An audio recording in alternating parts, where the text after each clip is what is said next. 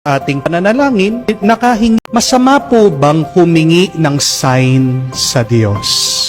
Ano po sa tingin niyo? Is it wrong to ask God for a sign? Bakit narinig natin sa Ebanghelyo, sabi ng ating Panginoong Hesukristo, napakasama ng henerasyon na ito na humihingi ng tanda. Sigurado tayong lahat, minsan o madalas sa ating pananalangin, nakahingi na rin tayo ng sign o tanda sa Diyos. Merong mga humihingi ng sign na kung sila ba ay para sa abroad o dito lang talaga sa Pilipinas. May humihingi ng sign na kung sila ba ay susubok muli na mag-board exam dahil minsan na silang nabigo, nag-fail, o kahit hindi na, baka merong ibang trabaho, ibang bukasyon ang gustong pagawa ng Diyos sa kanila.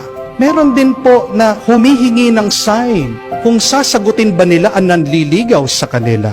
Kung siya na ba ang dawan, ang kanilang Prince Charming, ang taong magpapasaya sa kanila. Meron din po mga misis na humihingi ng sign sa Diyos kung totoo ba yung kanilang kutob, kung talaga bang niloloko sila ng kanilang mga asawa.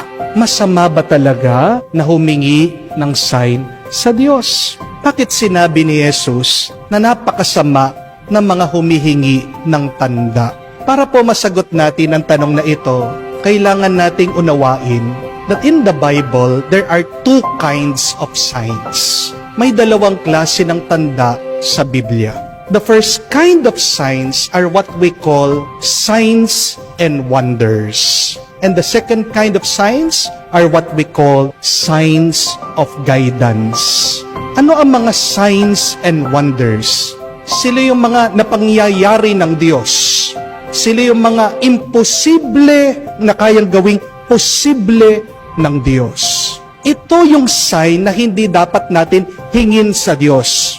Kung matatandaan niyo po, yan ang nire-request, hinihingi, gustong patunayan ng demonyo na dapat gawin ng ating Panginoong Hesukristo nung tinutokso siya ng masama.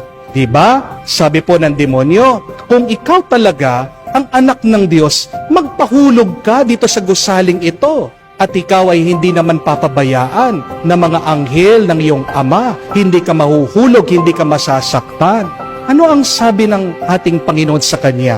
Na hindi tama na subukan mo ang Panginoon. It is not right. You should not put your God to the test. So, hindi tama na humingi ng mga ganitong klaseng tanda. Kung tayo man ay nagdududa sa Diyos, huwag mo sasabihin, Panginoon, kung totoo ka nga, pagalawin mo ang araw. Panginoon, kung totoo ka nga, magpakidlat ka. Hindi dapat nating gawin ito sa Diyos. Dahil tayo ay gawa lamang niya. Pag tayo ay nagre-request ng ganitong imposible para patunayan lang niya na siya ay totoo, anong pinapakita natin? Na tayo ay mayabang. Na tayo ay hambog.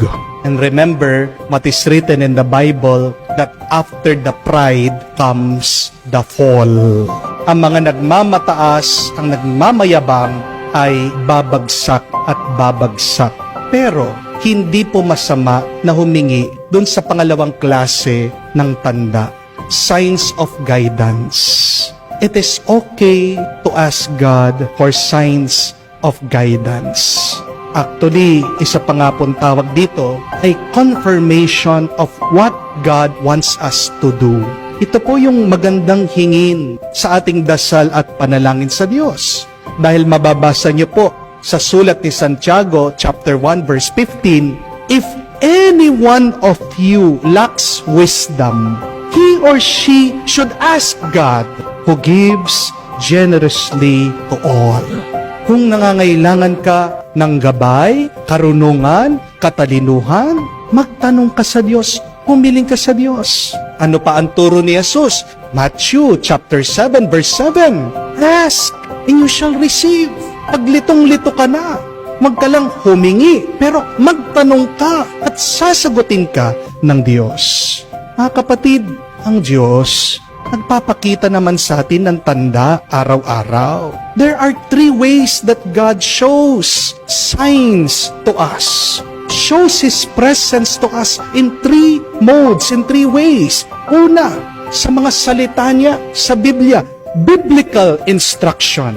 Pangalawa, sa Espiritu na naggagabay sa ating puso, the Spirit leading our hearts. At pangatlo, sa ating mga karanasan sa buhay. Through your circumstances and experiences in life, God is talking to you. God is showing Himself to you. Diba? Ako po, kinwento ko na sa inyo. Humingi na rin po ako ng sign sa Diyos. Dumating din po sa punto ng aking buhay. Ako po ay nalilito. Kung ako ba talaga ay tinatawag ng Diyos sa pagkapari. Siyempre, sayang naman po ang kagwapuhan ko, no? Baka mahulog lang po ang loob ko o may mahulog po ng loob sa akin. Kaya nga, sabi ko, Panginoon, talaga ba ako sa pagkapari? Ano po yung masama po bang humingi ng